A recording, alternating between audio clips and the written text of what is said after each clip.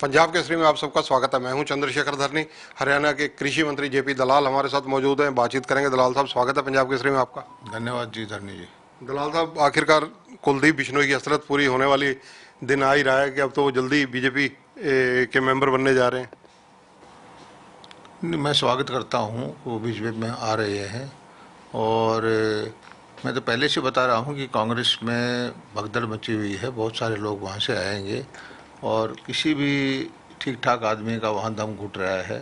वहाँ सिर्फ चापलूस ही रह सकते हैं, जनता की सेवा करने वाले के लिए कांग्रेस में जगह नहीं है।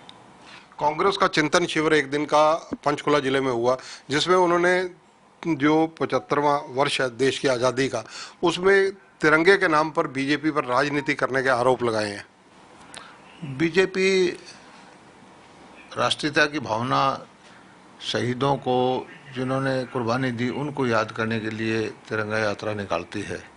और तिरंगे के नाम पर राजनीति करने वाली तो कांग्रेस पार्टी है। तिरंगा देश के स्वाभिमान का प्रतीक था, आज़ादी का प्रतीक था, लेकिन कांग्रेस ने अपना झंडा भी जो राष्ट्रीय झंडा है उससे मिलता जुलता बना करके देश को गुमराह करने का काम किया। तो ये काम तो कांग्रेस ही करती है। कहीं ना कहीं कांग्रेस जो है कई अहम इश्यूज को लेकर अगले दिनों में सड़कों पर नजर आ सकती है।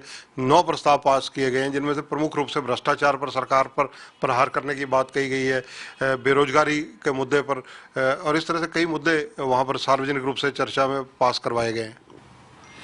नहीं, कांग्रेस को अगर जिंदा रहना है तो किसान के दर पे जाए, गरीब की झोपड़ी में जाए, गांव में जाए, देहात में जाए, उनकी समस्याओं को समझे। लेकिन कांग्रेस एक 5 स्टार कल्चर की पार्टी बन चुकी है और जनता इसको बार बार नकार देती है। और कांग्रेस को जनता की नब्ज को समझना चाहिए। जनता आज हमारी नीतियों की वजह से मोदी जी के साथ है, भाजपा के साथ है, क्योंकि गरीब कल्याण की जितनी योजनाएं अब आई हैं, डीबीटी से जितना फ़ायदा जनता ने उठाया है उतना पहले कभी नहीं हुआ। आज देश का जो दुनिया के अंदर डंका बज रहा है, चाहे वो कोविड के संकट के दौरान हो, अर्थव्यवस्था का मुद्दा हो, डिफेंस का मुद्दा हो, या रूस यूक्रेन लड़ाई के अंदर हमारे जो बच्चों को निकालने का मुद्दा हो, तो आज जैसा सक्षम नेतृत्व पहले कभी नहीं रहा।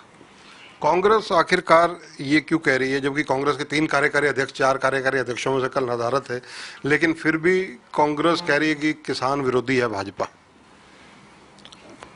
अब कांग्रेस ने किसान के नाम पर जो उत्पाद बचाया, टोल रोक के हरियाणा की अर्थव्यवस्था को नुकसान पहुंचाया, उत्तर प्रदेश में उनको चुनाव के अंदर जो हिस्सा लिया, और कांग्रेस को एक वहम हो गया था कि लोगों को मूर्ख बना करके वोट ले सकते हैं।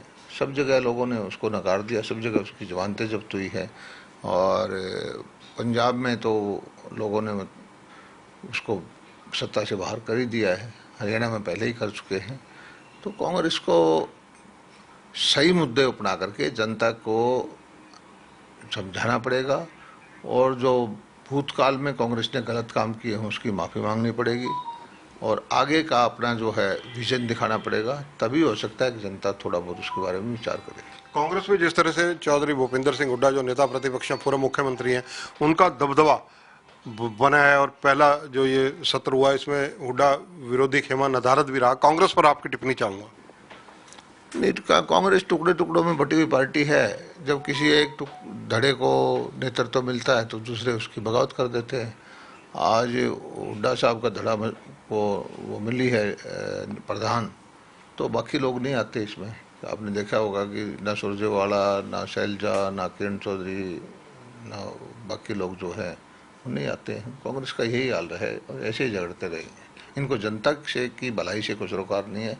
सत्ता की लड़ाई विद इन पार्टी लड़ रही है कांग्रेस अभी तो। दलाल साहब, जिस प्रकार से अब मानसून सत्र है, मानसून सत्र में कांग्रेस अपने तेवर दिखाने की कोशिश करेगी, भले ही छोटा हो ये सत्र। नहीं, मैं तो कहता हूं कि जनहित ऐसे मुद्दे उठाए कांग्रेस, हम उसका स्वागत करेंगे, उसका जवाब देंगे। और हल्ला गुल्ला करके सदन का समय बर्बाद करना चाहते हैं तो उससे कांग्रेस को कोई लाभ नहीं होगा। जनता अब इन चीज़ों को बहुत अच्छी तरह से समझ चुकी है। हरियाणा को नई विधानसभा मिलने जा रही है, अमित शाह जी ने भी मोहर लगा दी है, आपकी टिप्पणी क्या है? नहीं, वर्तमान में जो विधानसभा है उसमें स्पेस की कमी है और हमें वाकई अच्छे एक भवन की ज़रूरत है और मैं धन्यवाद करता हूं केंद्रीय नेतृत्व का जो उन्होंने हमें एक नई विधानसभा की जगह दे दी है और हमारा ये जगह है ये भी रखेंगे और एक नया भवन बना करके उसमें अच्छी विधानसभा और बनाएंगे। कृषि विभाग में आपने और किन मुद्दों पर विशेष रूप से फोकस किया जो जल्दी कर सकते हैं, जिनको इम्प्लीमेंट किया जाएगा? तो कृषि पे तो हमारा बहुत से सतत प्रयास रहता है कि किसान का फसलों का विविधीकरण करे, बागवानी की तरफ ध्यान दें, मशरूम करें, शहद का काम करें, दूध का काम करें, मछली पालन का काम करें, प्रोसेसिंग की जो है यूनिट लगाएं और इस दिशा में बहुत तेज गति से काम चल रहा है और किसान इसका लाभ उठा भी रहे हैं। धन्यवाद। तो ये हैं जेपी दलाल, हरियाणा के कृषि मंत्री हैं। इनका कहना है कि कांग्रेस टुकड़ों में बटी हुई पार्टी है। कांग्रेस सत्ताविहीन होने के बाद कहीं ना कहीं बिना मुद्दों के चल रही है। कांग्रेस को अपने आप में एनालिसिस करने की जरूरत है। जहां तक सवाल है मॉनसून सत्र का, मॉनसून सत्र में जनहितैषी मुद्दों पर अगर कांग्रेस चर्चा करना चाहे तो उनका स्वागत है, लेकिन बिना बात के शोरगुल और हो हल्ला करना गलत है, ये मानना है जेपी दलाल का। कैमरामैन सुनील के साथ चंद्रशेखर धरनी, पंजाब केसरी टीवी, चंडीगढ़। हमसे जुड़े रहने के लिए हमारे YouTube चैनल को सब्सक्राइब करें और नई वीडियो की नोटिफिकेशन के लिए बेल आइकॉन को दबाएं। अगर आप ये वीडियो Facebook पर देख रहे हैं तो लाइक जरूर करें और ज्यादा से ज्यादा शेयर करें। धन्यवाद।